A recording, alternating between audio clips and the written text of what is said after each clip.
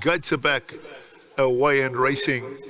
After the rain, landed running and goes up to lead them early. Gimme a Prince came away with the speed. He's now racing in second. There goes Royal Aussie, round horses on the far side to go up and join the leading group. So it's After the Rain who sets a nice pace up front as they go to the 1,000-metre mark, and Royal Aussie gone up to race in second. Gimme a Prince races next, and Charles Dickens now moves past that one up on the outside. The two chief protagonists are eyeballing each other, and they're about 5 lengths off them. Bright Green racing in behind that, Cosmic Highway, and Runaway Song content to bide his time at the back of a pretty strung out field, a dozen legs first to last through the 800-metre mark. After the Rain out in front, ensuring the gallop's an honest one, has the lead by about 3 lengths as they start to take the angle for home. Royal Aussie is racing back in second. Charles Dickens now creeps closer, goes into third. Gimme a Prince is back at the fence. He's racing in fourth, and Bright Green and Cosmic Highway corner in behind those. And Runaway Song is still the trailer.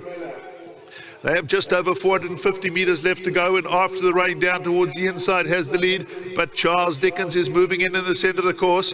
They being followed then by Royal Aussie. Gimme the Prince is racing in behind those. It's Charles Dickens deeper out in the track now, comes forward to pick it up. Gimme a Prince now sets out after him. Charles Dickens and Gimme a Prince coming to make a race of it, but Charles Dickens is in front. Gimme a Prince is coming back strongly down towards the inside. Charles Dickens just lost long enough. Gimme a Prince was back in second. They were then followed towards the outside by Royal Aussie back in third. Head on view. Charles Dickens. He's deep in the centre of the course. They both finish on the inside rail. It'll be interesting to watch that from the front view. Charles Dickens now gets asked the question. Gimme a Prince comes out after him. Charles Dickens is angling across to join issue. Charles Dickens the outside just in front. He does drift across right towards that inside, but he does enough and stays on to win. 3 Charles Dickens, a return to victory. Gimme a Prince back in second. Up the outside, Royal Aussie the 6 finishes in third.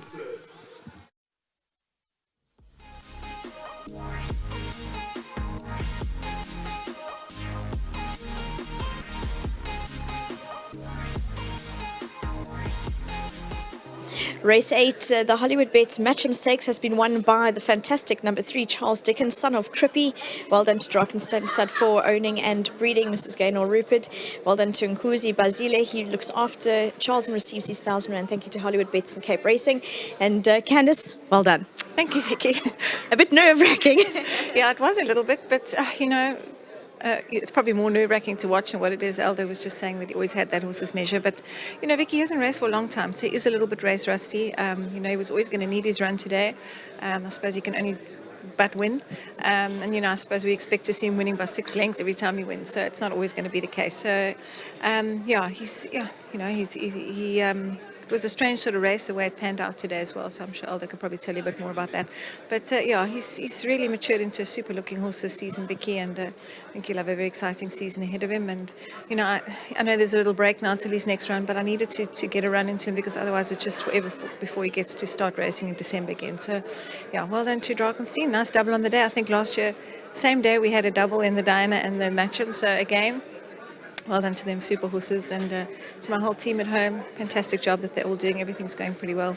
Aldo's been riding like a demon today, so thanks to him, and well done to him on a great day. And to sponsors, to Hollywood, super day out here today, and nice to obviously have both the features in the bag.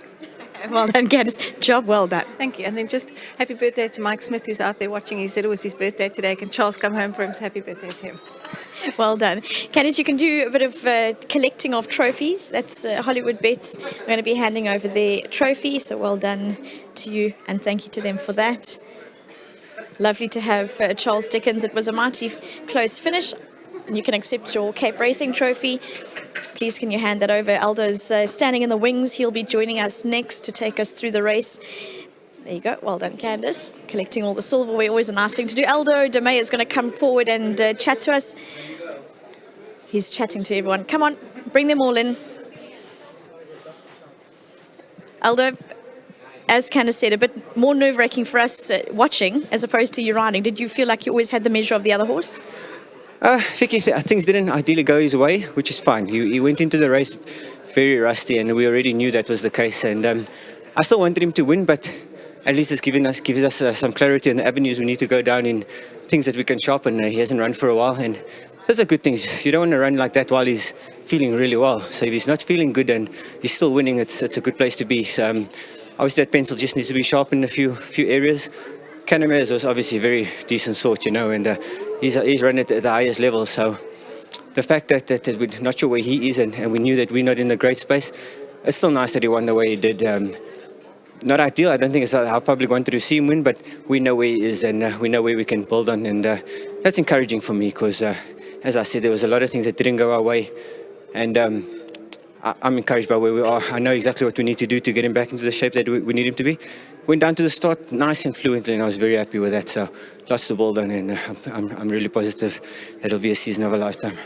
I think the most important thing, Elder, to remember is that we are currently in October. We've got a long season ahead, and that's where the challenge lies. So fair enough, he doesn't need to be at his best now. 100%. If you're going to try to get him to peak now, then there's not going to be much on the other side of the coin. So sending him into a race rusty is very courageous of Candace and Kevin to make that decision this time of the year, especially horses been on the farm and holiday since the Durban season.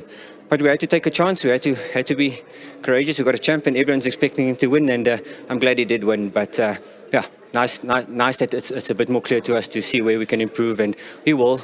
And yeah, like I said, lots to look forward to. So I'm pretty sure it was a bit nerve-wracking for everyone to watch. But when I got him to run towards the Canamere horse, I always felt like he was going to hold him off. That horse came with a lot of momentum and had every right to run past him. But he then just started finding that gear that he's got that no one else has, and yeah, that's what I wanted to see here today. Elder, well done. Thank you to Ms. Rupert. I'm pretty sure she's watching. Mr. Rupert, he's become a big fan of this horse, so I'm sure to him too. And when I said I have one in every colour, I thought I'll show you. Well, hold on. You got to accept your trophy, so I'm just going to shuffle over, get them all in. There you go. Well done to Aldo.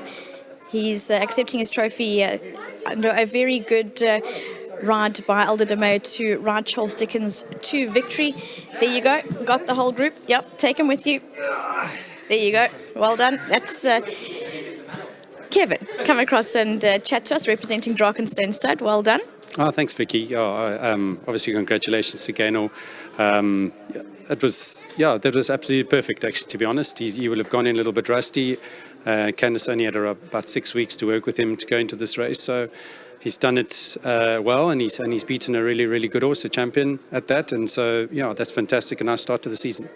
And I think, like I said to Aldo, it's a long season ahead, so he's allowed to come out and sort of start this way. That's perfectly acceptable.